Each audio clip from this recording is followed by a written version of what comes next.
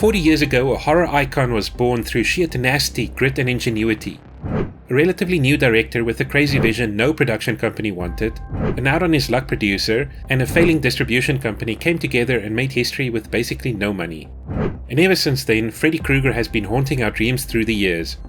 The story of how A Nightmare on Elm Street was born is fascinating, and definitely worth a watch if you've got Netflix and a bit of time. It's part of the Movies That Made Us series, so I won't go into that too much today.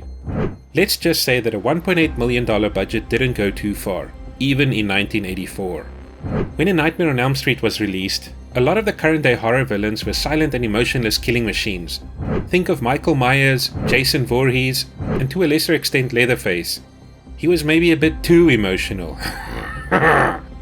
Freddy came along and turned that whole concept upside down. He reveled in tormenting his victims. He enjoyed toying with them before finally killing them.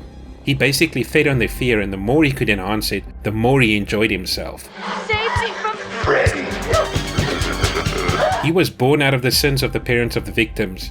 For what they did to Freddy Krueger, and believe me, if every human deserved it, it was probably him, is what created the dream monster. What also made him unique was that he was inescapable. Where other villains like Michael Myers or Jason Voorhees were bound to the real world, Freddy existed in the dream realm. No one can escape that. At some point everyone has to go to sleep, whether you want to or not. Then you are in his domain, and he can toy with you however he wants, and he absolutely does. Dreams, or rather nightmares being his domain, also meant that for the most part he could keep getting away with it, since no one would believe the victims being tormented anyway. Robert Englund was perfect as Freddy. You could feel him gleefully toying with his prey before turning violent and ultimately killing them. The role fit him like a glove. A glove with knives for fingers, which also might be one of the most iconic weapons used by any horror villain ever. In the movie, Freddy was a child murderer with more than 20 victims in that area alone. He was the worst human you could possibly imagine. This also happened to be the movie that started the career of a small actor you've probably never heard of called Johnny Depp. It also introduced us to one of the most iconic final girls in horror movie history, in Nancy. Where a lot of the previous final girls were merely lucky and were screaming the whole time, Nancy managed to eventually conquer her fear of Freddy and practically figure out how to defeat the monster. What made her character so great was her resilience and resourcefulness, even when the adults, who should have known better, wouldn't listen to her. In the end, it was her ingenuity that got Freddy. The studio, being a typical studio, when seeing that they might have a winner on their hands, decided to mess with the ending in order to open up the possibility to sequels. Because of course they would. Wes Craven hated it, and they eventually ended up shooting 4 different endings, with the one we usually see being one of the compromised endings where the producers and Craven sort of made halfway. It actually ended up being an awesome ending, as up to the point where the car top smashes down and reveals the red and green lines, we were led to believe that this was a happy ending, that Nancy managed to defeat Freddy. And then in a matter of about 15 seconds, the movie threw all that out and pulled that happy ending rug from under the audience's feet. Great stuff indeed. 1, 2, you're subscribing, aren't you? 3, 4, better click 'cause there's more. 5, 6, it lets you stay in the mix. 7, 8, you subscribing is great. 9, 10, never miss my reviews again.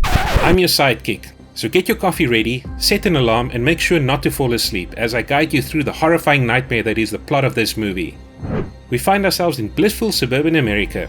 A group of teens are being haunted by Freddy in their dreams. They just don't know it yet. Freddy's first victim is Tina. After a good night with her boyfriend, she ends up getting killed by Freddy in her dreams. See, when someone gets offed by Freddy in their nightmare, they die in the real world too.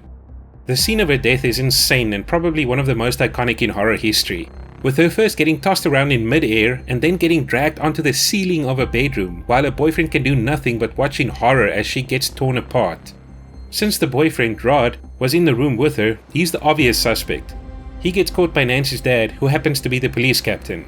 Nancy, our final girl, falls asleep in class and Freddy visits her. No running in the hallway. Before he can kill her though, she burns her arm on a hot pipe and wakes up screaming. At this point, everyone thinks she's batshit crazy and traumatized by what happened to her best friend Tina. Nancy takes a bath to calm herself, only to fall asleep in the bath. Freddy tries to drown her, but luckily her mum is there to try and help. She manages to wake up and escapes Freddy for a second time. She started to piece a few things together now. She realizes that Freddy can only get her while she's asleep. She knows she has to get some rest, so she asks Glenn to watch her, and if it looks like she's in trouble, to wake her up. Luckily she is pragmatic and sets an alarm as well. Glenn, being an ass and not taking her seriously, falls asleep too. In her dream, Freddy shows her that he's on his way to go and play with Rod. Just as Freddy's about to kill her, the alarm goes off and she wakes up. She knows Rod is in trouble and they rush to the police station. Unfortunately, they're too late. At Rod's funeral, when talking to her parents, she describes Freddy, and you can see from their reactions that they know who she's talking about. With no one apparently believing her about her dreams, her mum takes her to an institute so they can study her while she's sleeping. As expected, Freddy's after her again and the readings go absolutely nuts. She wakes up with Freddy's hat in her hands. She realizes that she can bring items from the dream world. Snap back to reality. After that, Nancy confronts her mother, who is obviously hiding something. She goes out with Glenn, and when she comes back, the whole house is barricaded up. Talk about the mum overcompensating for something. Her mum finally confesses that Freddy was a real person. He was caught by police, but through incompetence had to be released. As a community of parents, they took justice upon themselves and killed him by setting his place on fire. She even still has his old glove. After that confession, Nancy tries to warn Glenn to stay awake, but he doesn't really care or think that anything's going to happen to him, so of course he falls asleep. Nancy, on the other hand, is trying everything in her power to stay awake. I'm your boyfriend now, Nancy. Freddy then gets Glenn in another one of the most memorable death scenes ever put to film.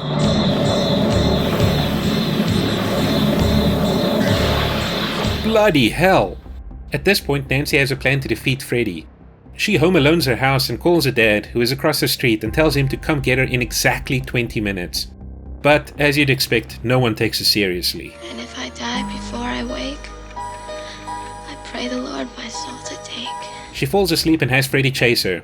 At the point where her alarm is supposed to go off, she bravely tackles Freddy and holds on to him. The alarm does go off and she's brought him into the living world. He still keeps chasing her and even gets set on fire by her. God damn it, he's relentless.